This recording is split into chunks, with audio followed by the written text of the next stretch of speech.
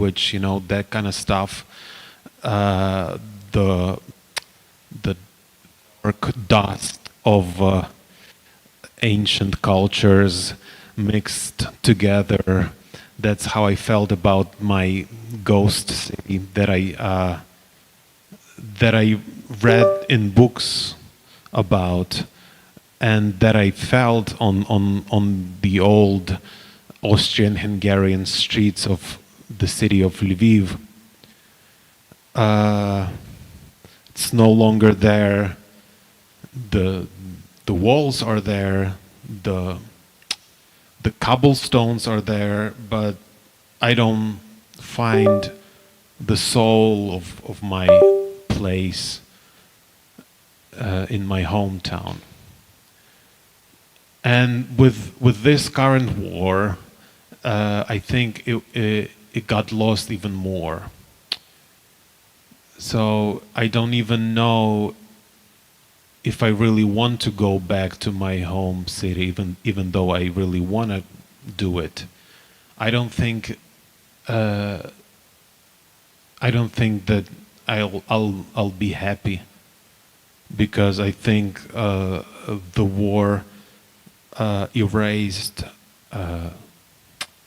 that fragile dust of evaporating history from the old streets. Would you like to hear some poetry?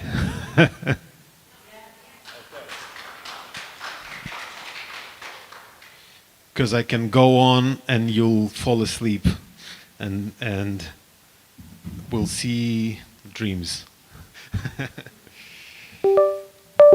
I have this book here. This is called FAQ Ukraine, and it is a pretty controversial book for Ukrainians, because Ukrainian would read it as "fuck you, Ukraine," and they have problems with that because you either on their side or you're not. I have problems with Ukraine, as far as you can tell. And I think that Ukrainians are losing themselves. And that's my concern. But the mainstream Ukrainian culture does not think the same way. And they think that everyone who thinks differently should be exiled, to say the least.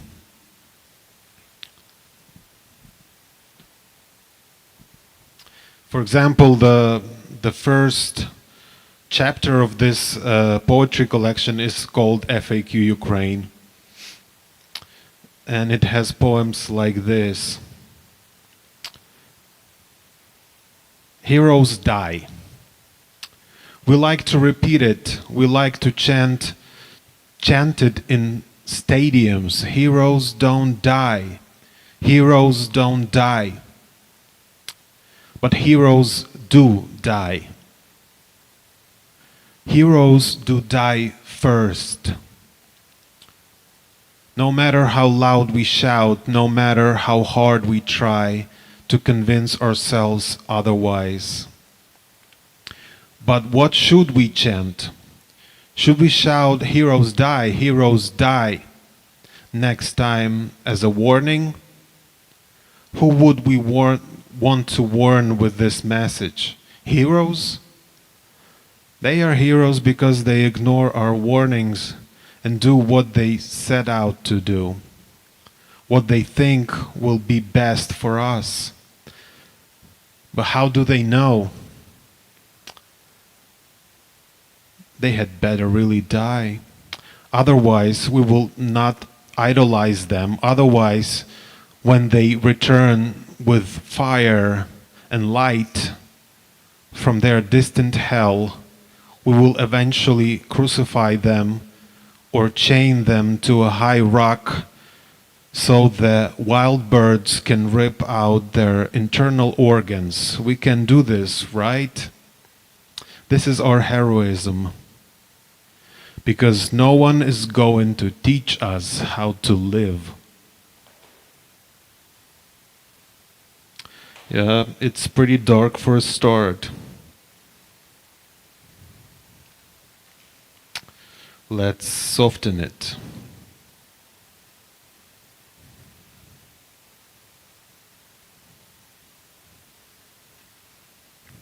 Your grandma. Your grandma told you she came from Eastern Europe to the States. Congratulations, you are Ukrainian.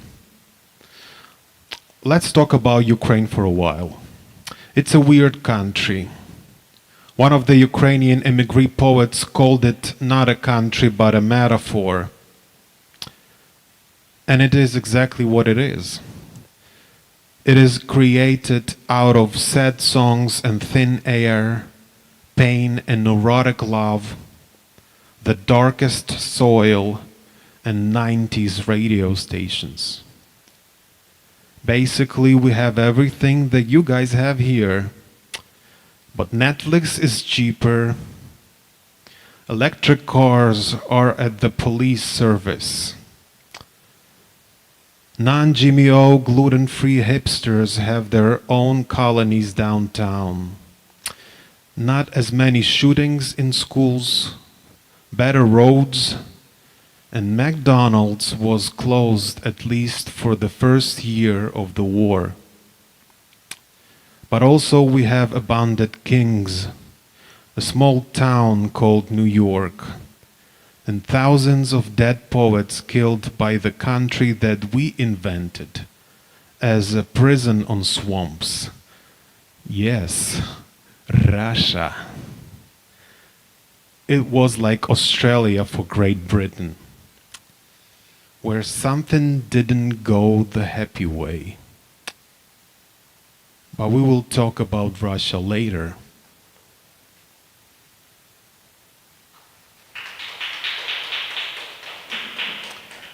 Thank you.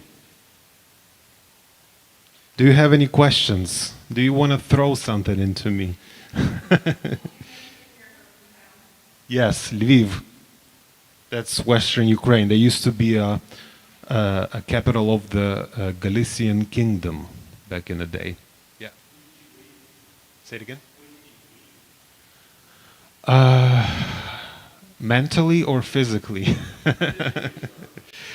Physically, I left 3 years ago when I got picked up as a artist in residence at City of Asylum.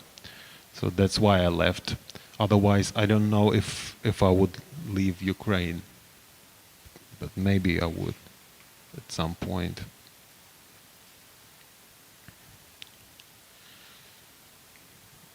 Okay. Do you want to hear some more of stuff from this book? Okay.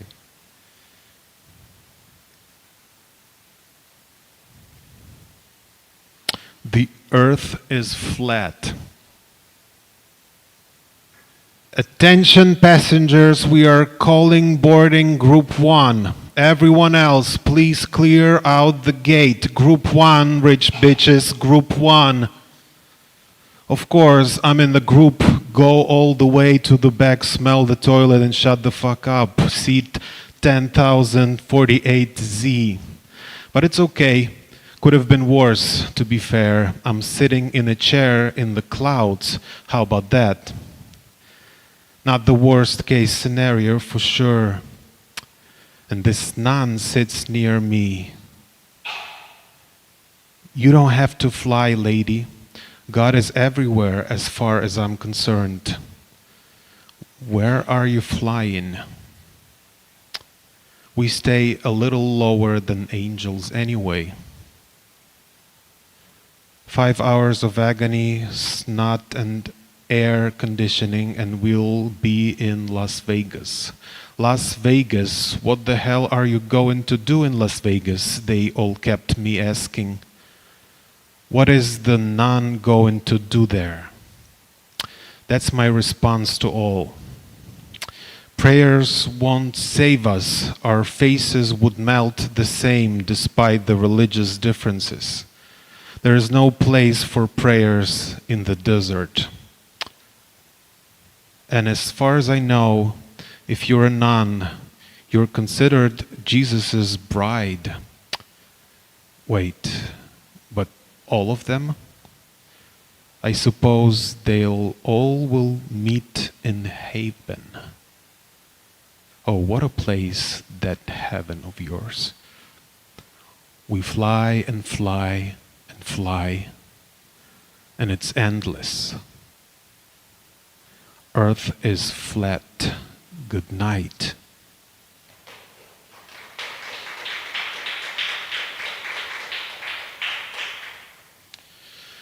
Okay, Celsius versus Fahrenheit, because I had a lot of problems with Fahrenheit. I think every sane person should have problems with Fahrenheit. Minus 40 Celsius is minus 40 Fahrenheit. Wait, what?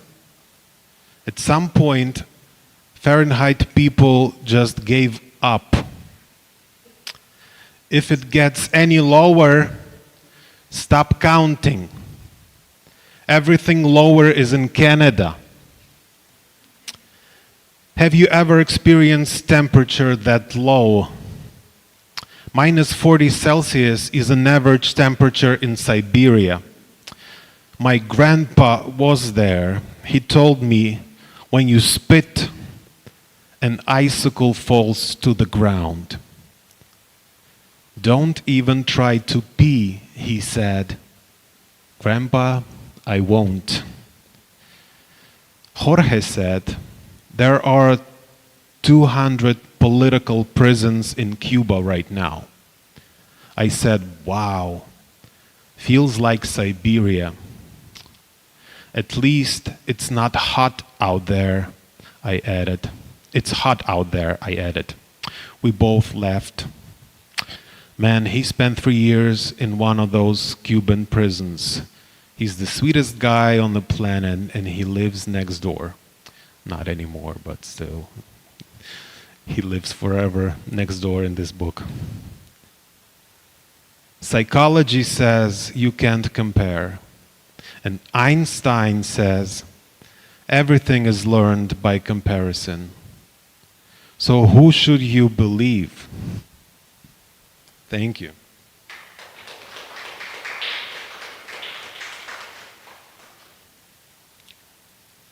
How about one more? No? Do you have any questions? Do you want to ask me anything?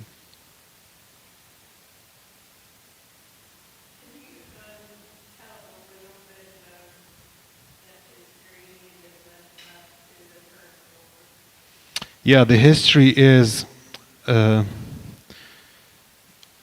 those people who are in charge in Ukraine right now were destroying our country for the last, I don't know, 40 years.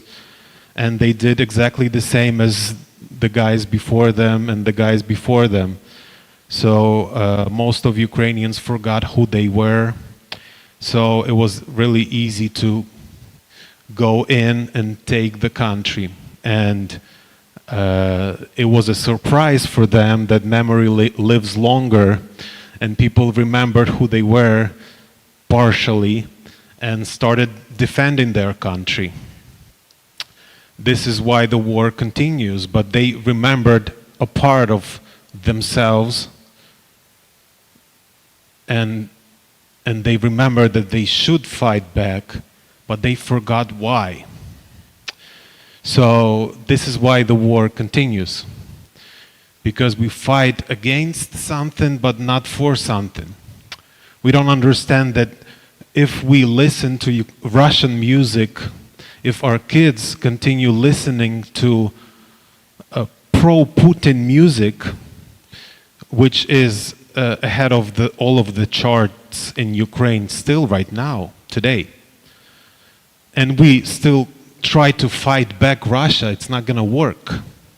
Because, it's not only about the music. It's about films, it's about culture, it's about everything that goes in one package with any contact with Russia, because Russia is kind of a disease that spreads easily.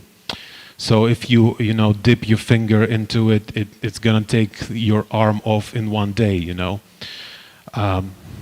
This is my beef with modern Ukraine. They don't understand that you have to, you know, stop taking the painkillers and go and find the real cause of your disease and heal yourself, you know. Or, you know, you have to cut the part of you away because it's unhealable. You know, it depends on you. But you have to do something, otherwise you're gonna continue taking painkillers and, you know, pain will go away and then you take another pill. And, you know, it's endless. This is why I think that, you know, this war goes on for the last almost 500 years since the moment we started Russia as our prison on swamps. Because we used to send our prisoners back in the Kievan Rus time.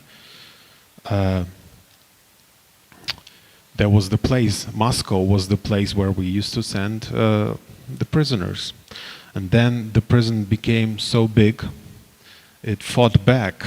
And since then they fight back, kind of. And they pretend, they claim that this culture, our culture, is theirs.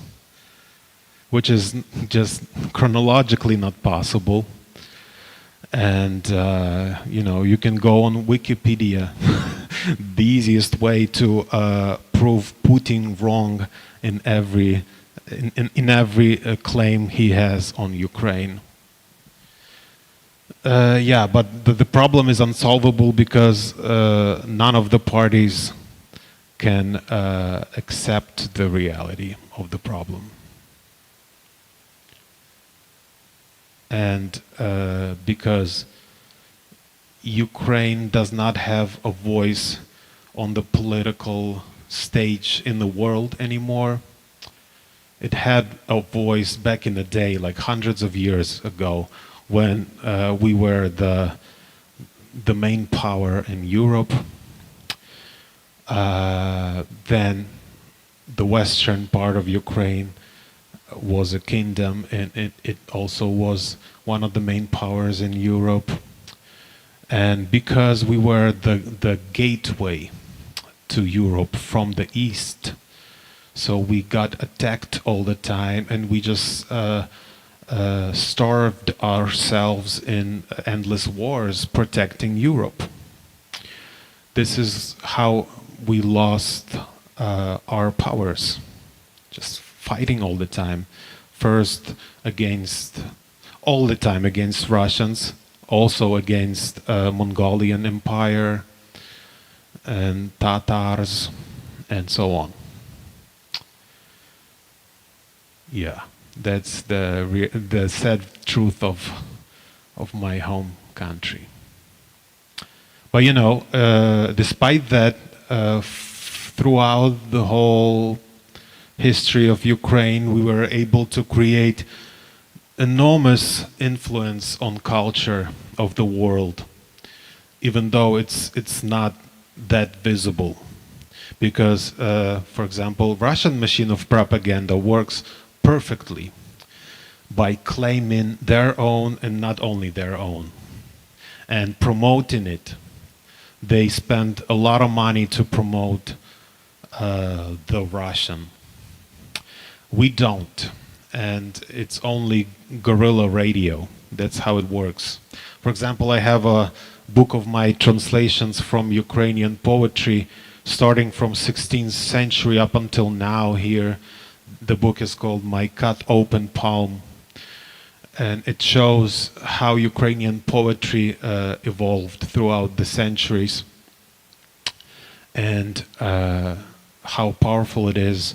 And if you compare the dates, you can see that it was on time all the time, and sometimes it was even ahead of time. And a lot of writers, a lot of filmmakers, a lot of cultural figures will tell you that this or that writer or painter was so influential for their career. Most of the people don't know those people were Ukrainians. For example, one of my favorite filmmakers claims that Maya Deren was one of the main influences on him.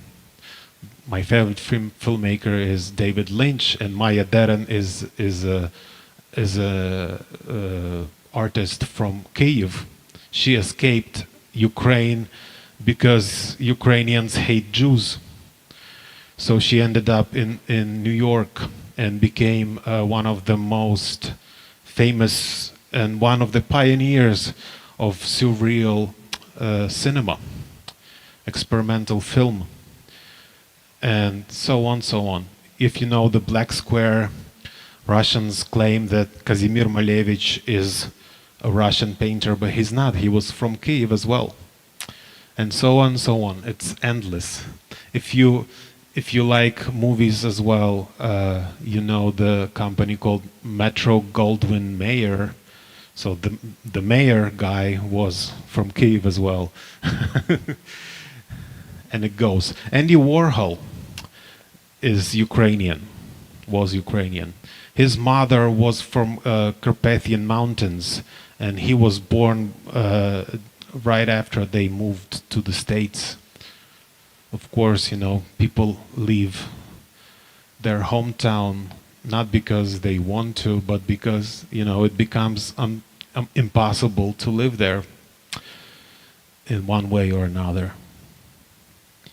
And if you another fun story about another poet from back in the day, his name is Ovid, and he was sent when he betrayed the emperor. He was sent to the worst place they could think of, and it was Crimea.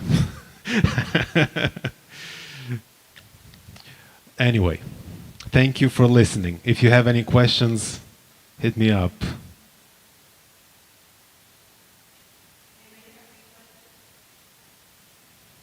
Okay, thank you. Please welcome Rania Mamoon.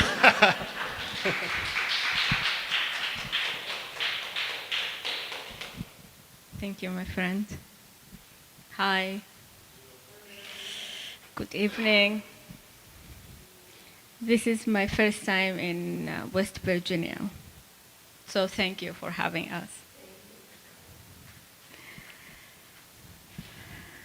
Okay. I will read a few poems, 2, 3 poems, and then we can talk. Good.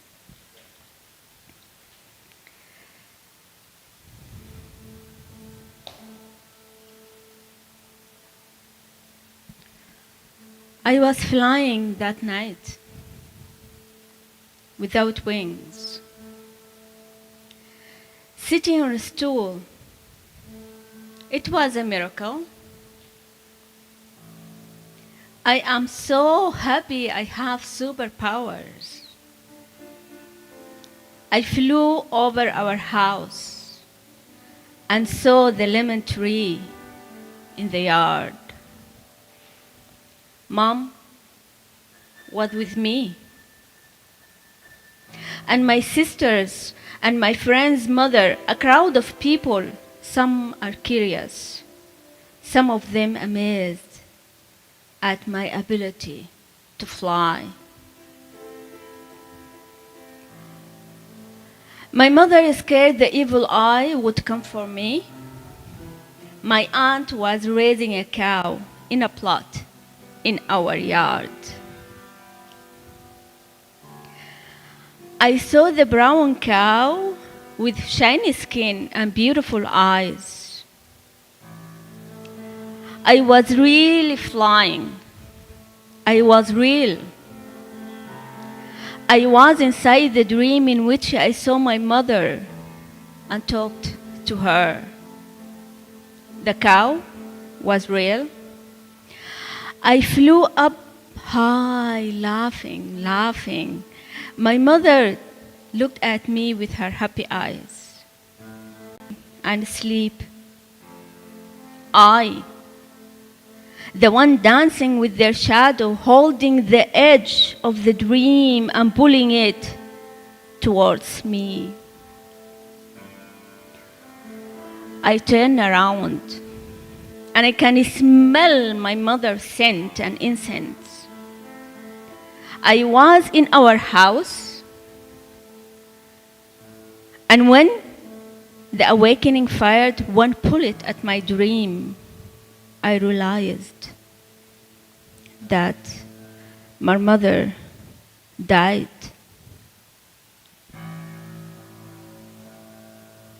I realized that my mother died and that my aunt still buys milk from the shop. I cried. And I'm still sure I'm flying. How can a dream be so real that we confuse it with reality? Immerse in self-cessation, looking for the lost meaning and the meaning hidden in itself. Nostalgia. Nostalgia is a knife that cuts the ties of time. And this loss is a tragedy. I am here, and I am there. How does one person live in two places at the same moment?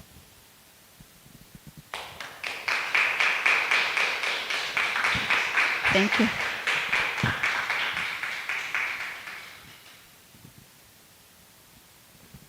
Suddenly,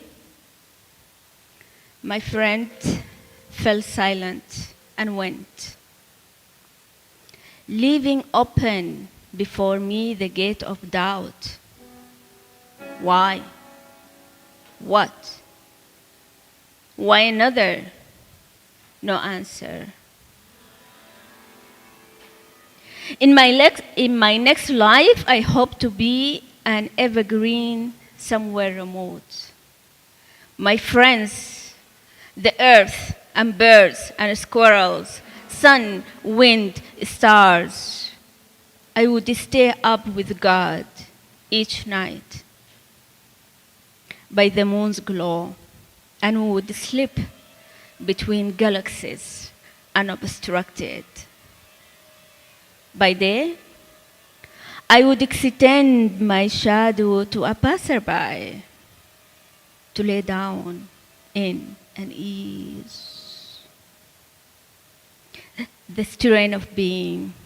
And when he turns his back to me, I will not suffer pain nor disappointment. I will not be afraid of weightlessness, of floating in the void, not even of the questions. No. People will pass and just as easily move on. See, when I'm a tree, oh then, there will be no risk, no room for doubts. Thank you.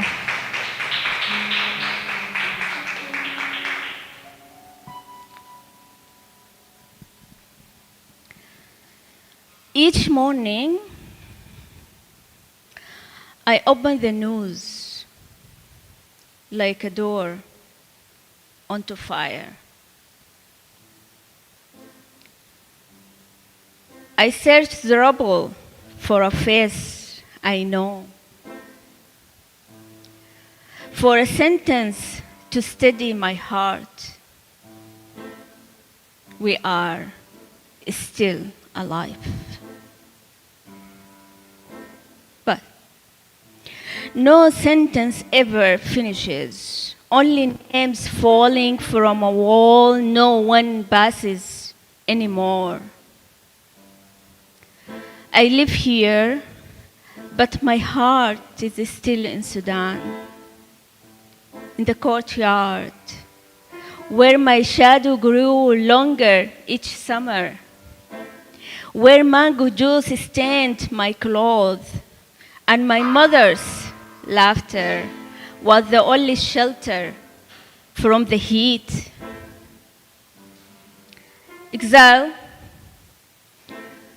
Exile is a planting a tree in borrowed soil and watering it with memory. It is watching your homeland in a foreign documentary and weeping, weeping, weeping when the narrator mispronounces Wad Madani, my own city. They ask, "Where are you from?" I say, "From a country that bleeds while the world shuts its eyes, indifferent." I want to scream. I want to curse. I want to scream. I want to curse, but my sentences have shrunk, as if I blame language for failing to stop a bullet.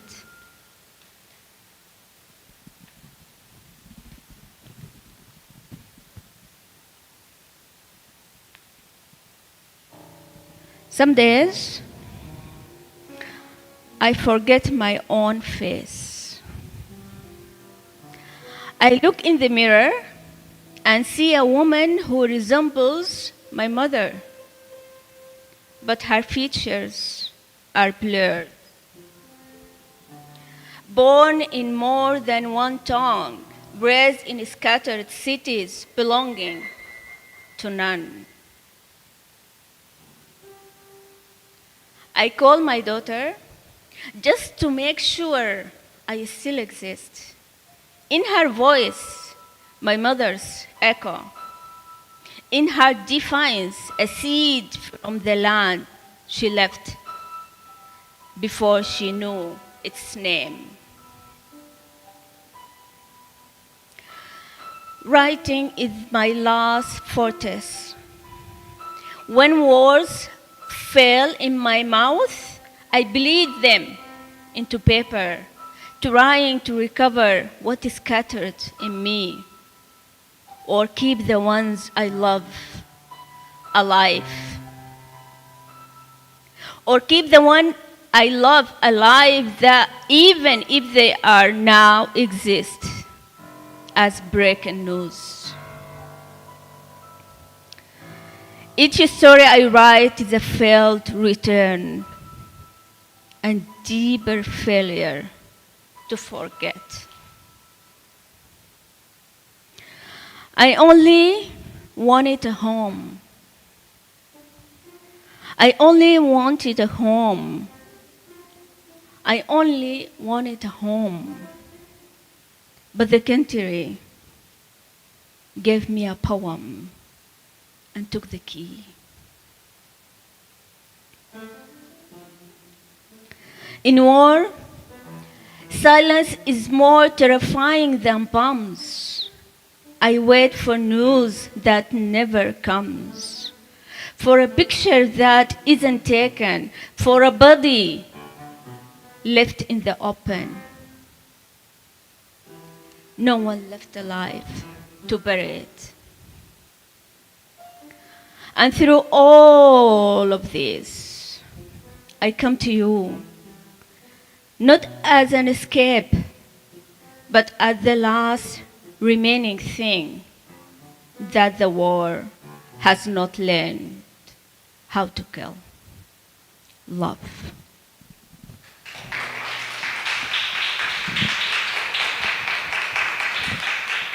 Thank you, Alexander.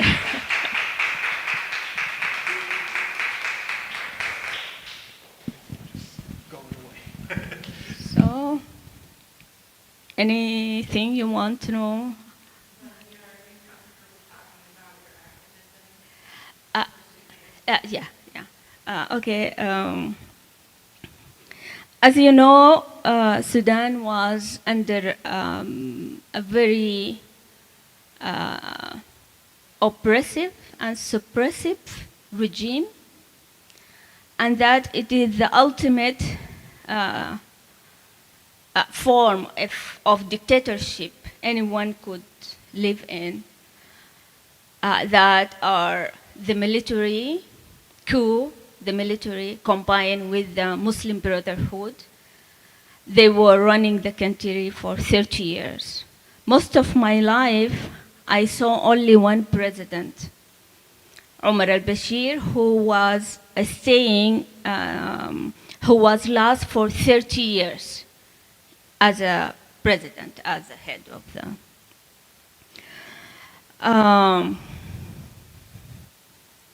We, like the Sudanese people, did many revolutions throughout the time since our independence in 1956.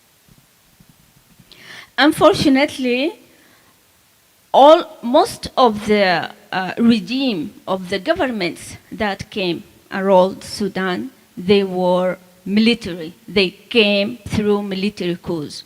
So we never had stable democracy.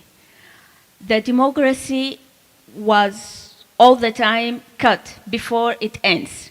If we have a transitional government, it should be last for 4 years at least, until people prepare for the elections and everything. Then we have a coup. 16 years of ruling, we have a revolution, then we have 2 years or 1.5 years of democracy, and then we have a coup. This is how it was until until Umar Bashir came.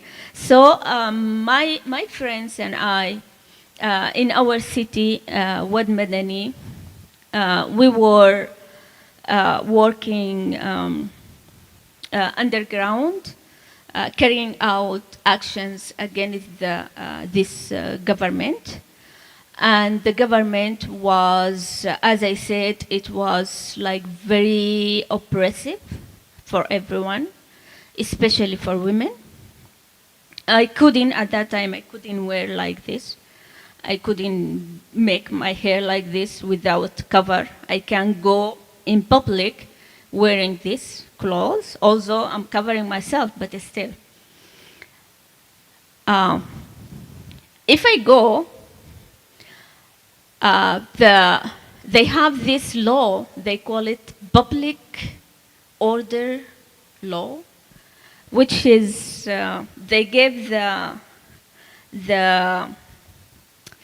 any policeman or any security forces or anyone who has authority who see you wearing this and doesn't like it, they could take you to the court, and then they could lash you, or you pay a fine for that. So I was, as I said, with my friends, we formed this thing, which we called it resistance committees, or resistance committees. And these resistance committees were a grassroots entity where we were carrying actions against the government without revealing our identities. and we were spreading on the uh, city, in our city, in every neighborhood and things. We would have like 10 here, 20 here, 20 here, 5 here and things. And then we have like people who can connect us with the rest of the. So people on the neighborhood couldn't know the others on the different neighborhood, and that just for security. So we were writing on the walls, we were distributing statements, we were calling for actions against the government. We would writing flyers and distribute it everywhere there is people could be. Universities, mosques, markets, anywhere, schools, high schools, everywhere.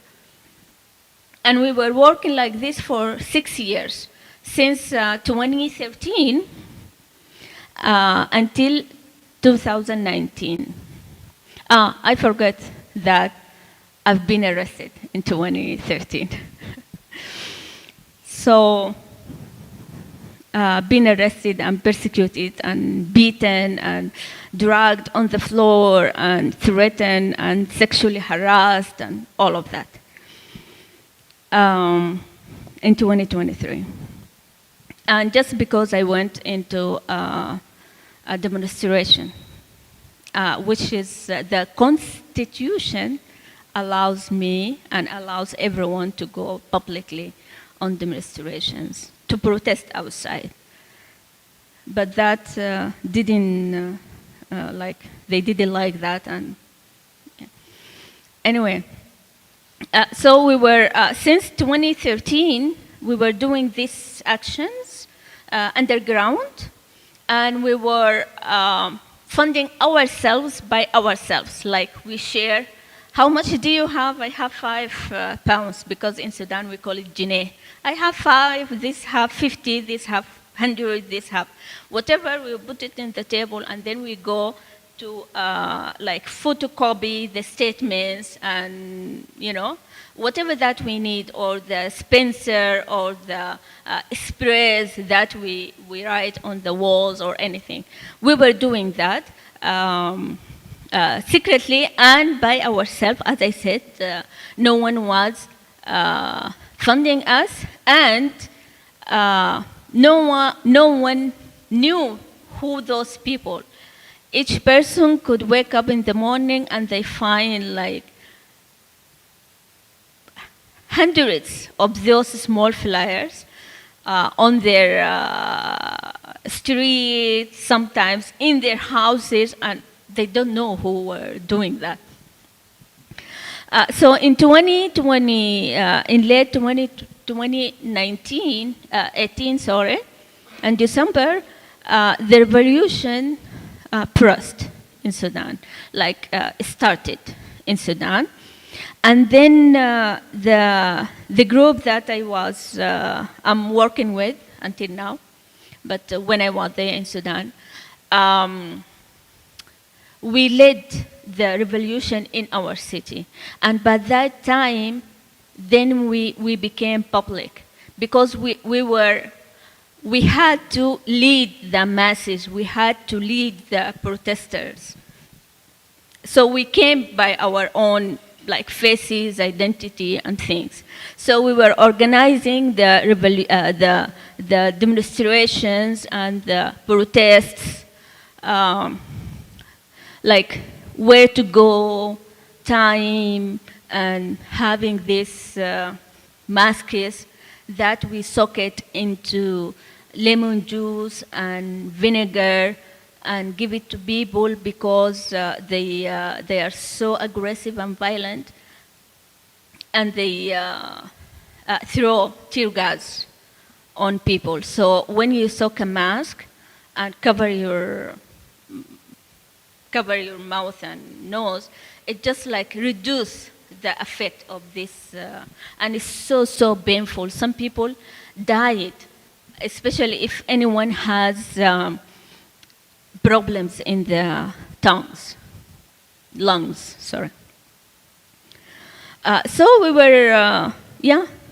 were doing this thing, and by the end of the revolution, there were hundreds, if I didn't say in every village, in every, of course in every city, but in every village and every town, there is resistance committees that spread all over Sudan.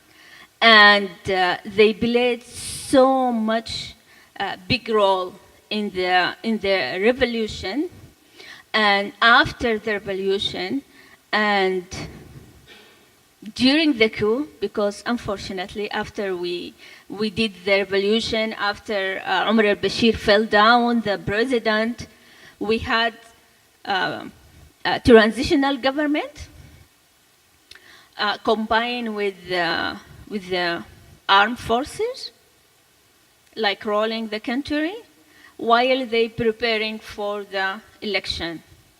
And the history repeats itself again. We call it the evil circle, because we would had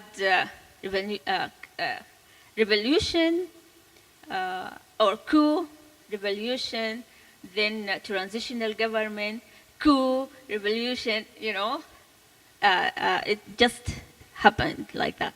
So, so the armed forces, both of them, they agreed to throw out the civilian part of the government, and then they made this coup, and they start to roll the country.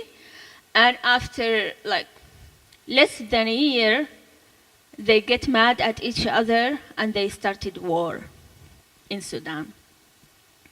And war in Sudan, some people think it's a civil war. No, it's not a civil war.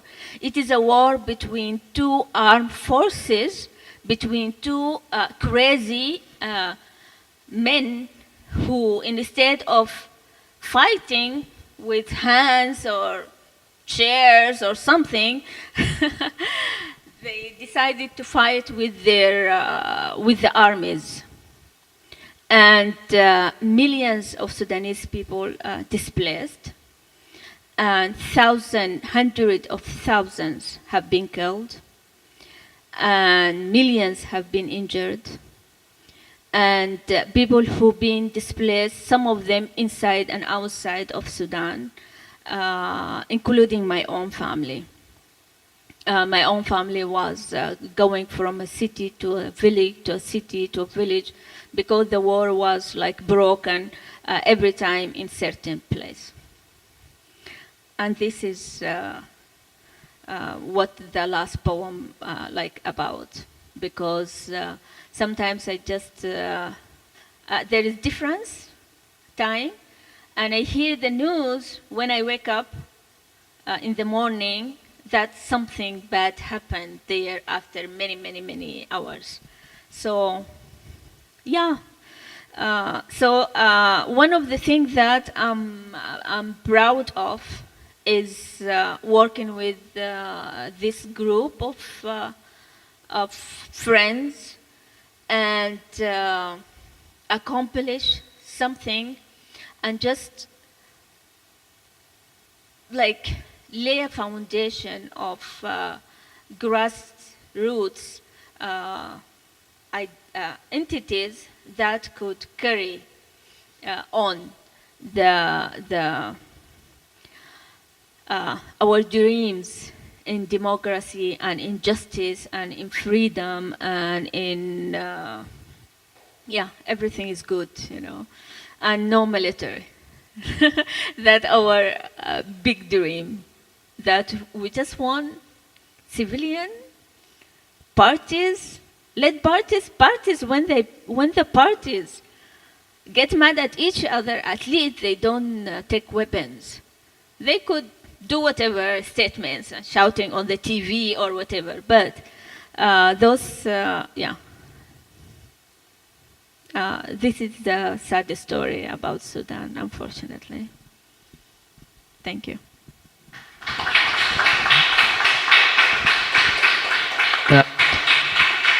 So we're a little over time. I guess I'll just ask both of you, Rania, Alexander, if there's anything you'd like to say to close out to our audience here, and then we will be selling and signing books if anyone wants to stop by the table.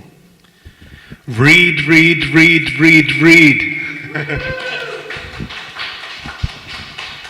Anything else you'd like to share, Rania? You good? I just want to say thank you, Julia, for inviting us, and thank you all for coming, and of course for Alexander in the piano, and Alexis. Thank you.